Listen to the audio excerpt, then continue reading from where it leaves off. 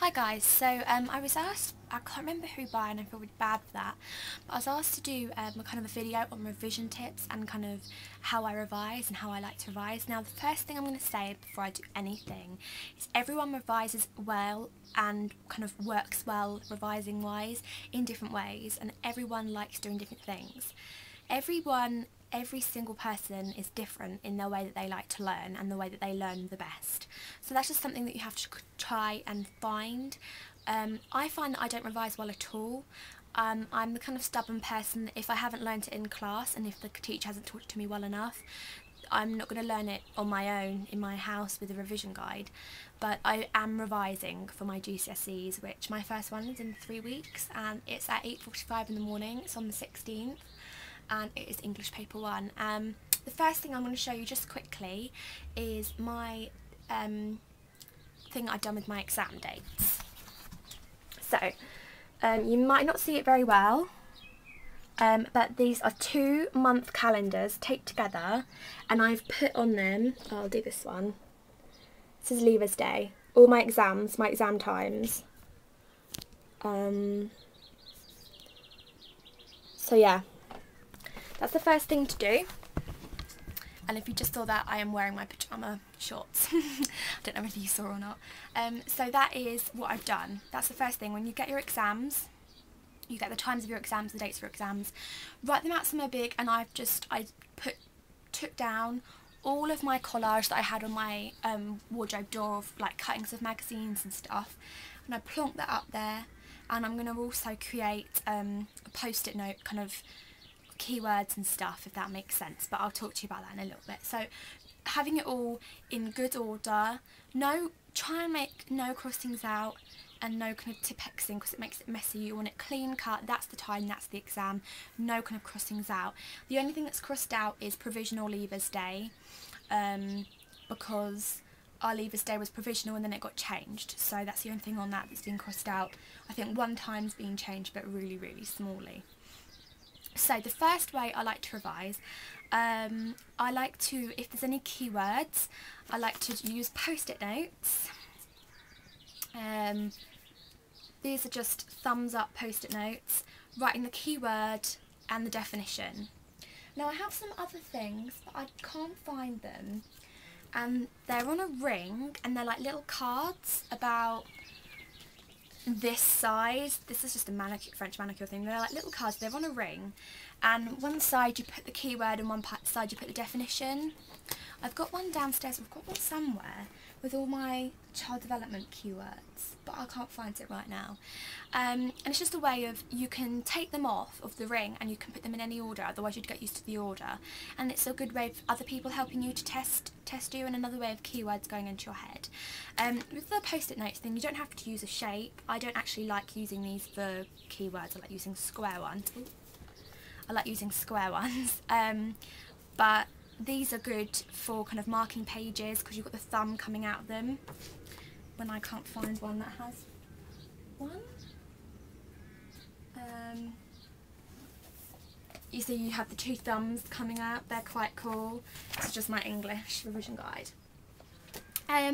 Now the second thing, I think that's the second thing, or the third thing, I don't know, I've lost count already, is get as many revision guides as you can for your subjects, because if you have any worries about something when you're not sure about anything, the revision guide will help you. And this one's not so good because this is just kind of like a how to revise book, but say for instance there's something you're not quite sure about. I'm doing Lord of the Flies for my English novel, something I'm not quite sure about, go to the revision guide or the textbook or whatever, and it will tell you, and it will tell you what is right. If you're unsure about anything, then the revision guide will be good for that. So that's what I like to have. I like to have revision guides. Now there's many ways I like to revise, but especially for my English one, I have started making what I'm calling my revision cards, and I do 2 clusters of poems. That was 4. I do 2 clusters of poems for my English exam. So these are my different cultures ones, and these are my literature poems that you have to study and you have to remember and have to learn off by heart. So what I've done is I've done these revision cards, and each one the process of doing the revision card is revision itself, and then it's revision reading it back through and memorising and reading it and remembering.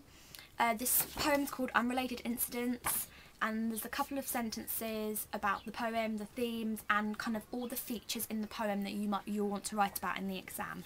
So they're just handy to do, and they're actually revision itself. Physically doing them is revision, if that makes any sense. So I've got my 2 sets. I've also got a plain anthology. This isn't my plain anthology. This is my one that I have written all over. One sec. I'll show you. This is my one that I have written all over and I've annotated, but I have a clean anthology that was my brother's, and I've been using that to re-annotate poems to know that I'm definitely like knowing all about them. So that's just really for English, how I like to revise. But like, you can do these for anything. You could do the revision cards for anything, any subject, kind of a topic, and then unpicking it. Now, a lot of people like to do mind maps for topics.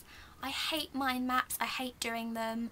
I hate reading them. I just find them too confusing. I'm a very kind of straight lined person. Everything's got to be in lines and rows and in a set place, and that's what I like. I don't like mind maps. They're just too crazy, and I just don't like them. I find they just get scruffy when I do them. So everyone's different. That just shows you probably love using mind maps for revision, but I hate them. You can also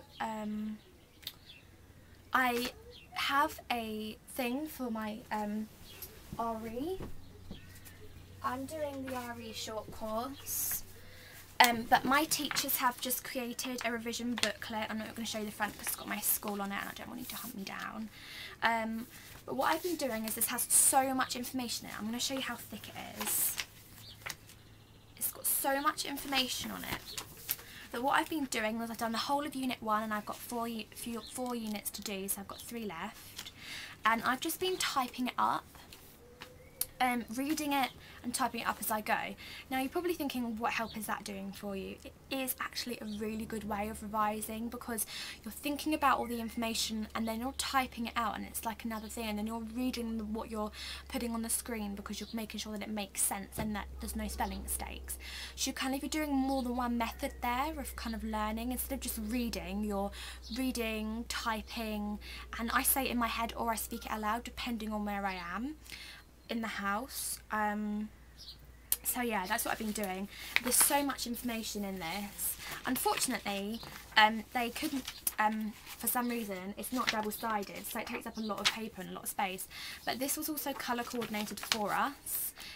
So the pink section is Unit 1, the blue section is Unit 2, green Unit 3, and yellow Unit 4. So that's just really good, and it's just been really handy to type up. But if you don't have anything like this, you can create these yourself, going through your revision guides and the main topics in a subject and just typing up all the main stuff that you need to know, the keywords. So that is really useful. Another thing, which I should have probably said at the beginning, is to have a quiet, tidy space with no distractions possible to revise in. So say for instance you want to revise in your room, don't have anything laying out that could distract you, like a games console or a remote control or your TV kind of like on. Make sure everything's kind of turned off, put away, so there's no distractions.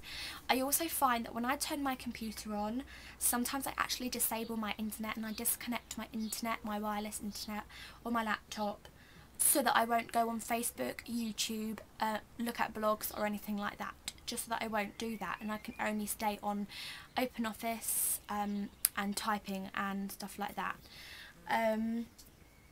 No gadgets around you that can distract you. And yeah, I think that's really it. If you have any questions at all on any other revision techniques, or if you have any good revision techniques that you really like, put them in the comments below. And I hope this has been helpful to you, and I'll see you all soon. Bye!